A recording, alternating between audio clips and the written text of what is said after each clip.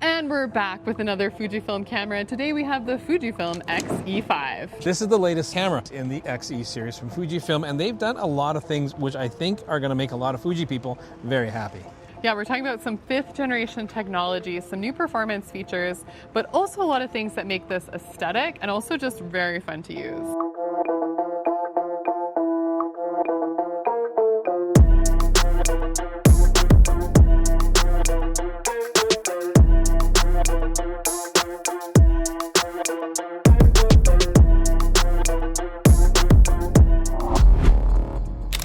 Let's take a look at the overall design of this camera. And what's exciting for me is that it's very similar to what an X100 would be like, but it's interchangeable lens. First of all, with this camera, we have dials, we have a viewfinder. It does look really, really nice, but one of the things that stands out right off the bat is a film simulation dial at the very top of the camera. This allows you to go from the standard profile to Velvia, to Acros, all kinds of different things, as well as some other really cool recipes if you want to custom make a couple. Yeah, and this is an actual, tangible mechanical feature. So unlike, the Fujifilm half-frame camera, it's not a digital display. This is actually cycling through them mechanically.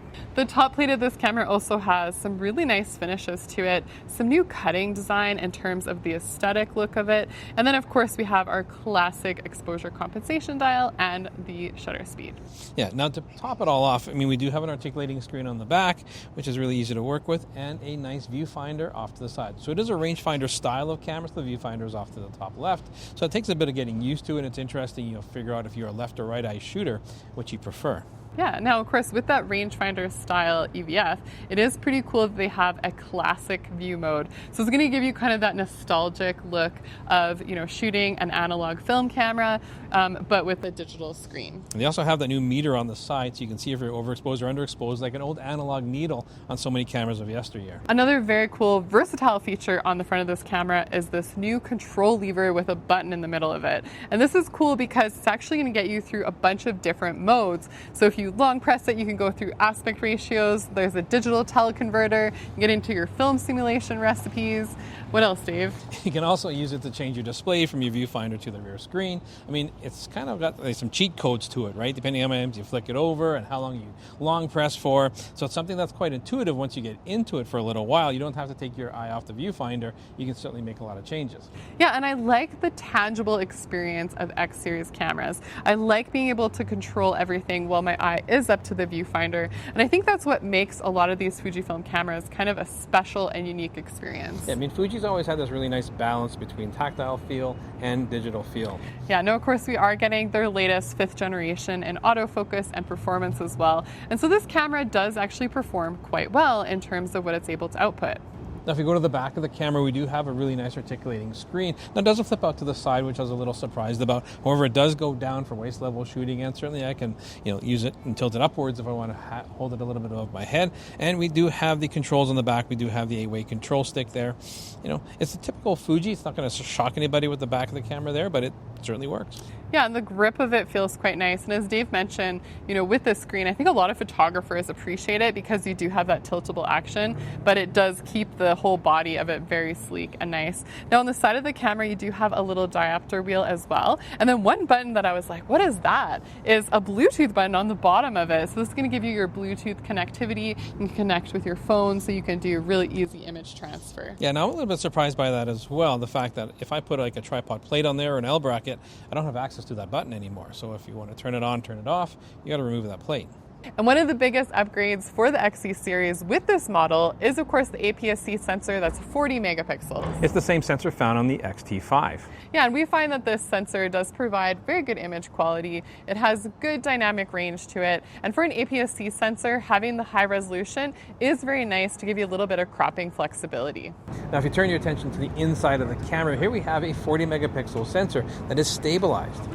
Yeah, and this is actually interesting because a lot of the camera manufacturers are talking about center stabilization versus the peripheral. And so in this case, the most stabilization is going to be at the center, which is that 7 stops of stabilization. Which is very impressive, and 6 stops to the peripheral edges. Yeah. Yeah. Yeah. And we know this is pretty tried and true. I mean, we've seen this sensor and this image stabilization process in some other Fujifilm cameras. We've been very happy with the results, and so far we think that this camera is no exception to that. Now, another thing we should mention is that it does actually do pretty fast shooting as well. Now, this camera is capable of doing multiple frames per second. You can do 8 frames a second in mechanical and up to 20 frames a second if you go strictly electronic with a 1.29 crop. And if we go to the other side of the camera, we have some very cool things. We have a little switch for your autofocus. It'll switch you between manual, single, and continuous autofocus. And on the other side... And behind the door, we do have a USB-C, which I think has got to be everything. Thankfully, it's such a... We're getting there. We're getting there. We're getting there. As well as a micro HDMI, as well as a microphone jack. Yeah, of course, those are super handy, charging up your camera, being able to power with power delivery for a power bank. And then on the memory card slot, we have a single SD memory card slot, UHS 2 compatible, and that is just fine, right, Dave? This is okay. Like I'm okay with the single card slot on a camera like this. And we have a hot shoe cover covering up a real hot shoe. Look at that, with connectivity, so you can put a flash on there. That's nice. But it does not have a pop-up flash. Now, in terms of the battery, it is the 126S battery, which we see in many of their other cameras. It works just fine. I would have liked to have seen the bigger battery. But always love a juicier battery if we get it.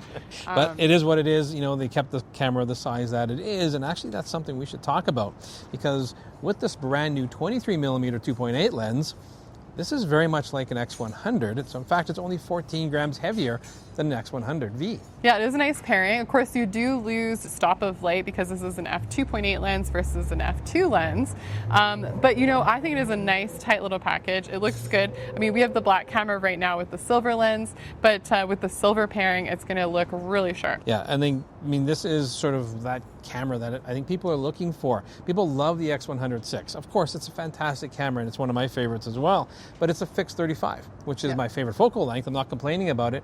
But if you want a little bit of variety, if I'm going on vacation and I want maybe a portrait lens, or maybe I want something ultra wide, I have the ability to do that with this camera and still have that very similar experience to the X100. Granted, we give up the hybrid viewfinder. So Dave, although I would consider this to be very much a stills-oriented camera, you know, it just has the goods of being an awesome still camera, this does also check some boxes for video too. I mean, we talked about the image stabilization. It has the ports that you would need as well, but it also is pretty equipped in terms of the internal settings. And you can shoot 4K 60. It is line skipping, so you're not going to have issues with rolling shutter because it's fairly fast scanning. But if you want the most detailed image, you can shoot up to 6.2K. However, you do get a crop, and because it's not as fast scanning, you might end up seeing some rolling shutter.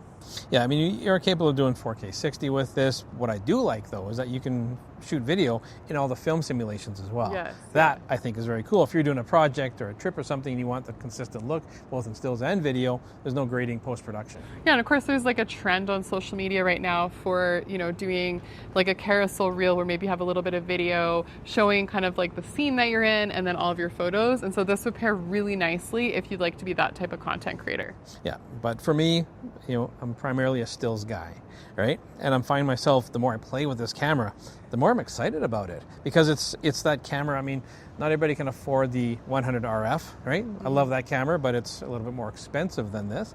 But this is that flexibility. If I want to expand my lens lineup, I certainly can, but it's a very similar experience to the X100VI. Yeah, so I think this would be a very good option compared to it if you're not worried about having the hybrid optical viewfinder, and also if you don't mind having a slightly slower lens. But of course, we want to know, what are your thoughts on this new Fujifilm camera? Is this exciting you? Is this something that you might consider? Let us know in the comments below.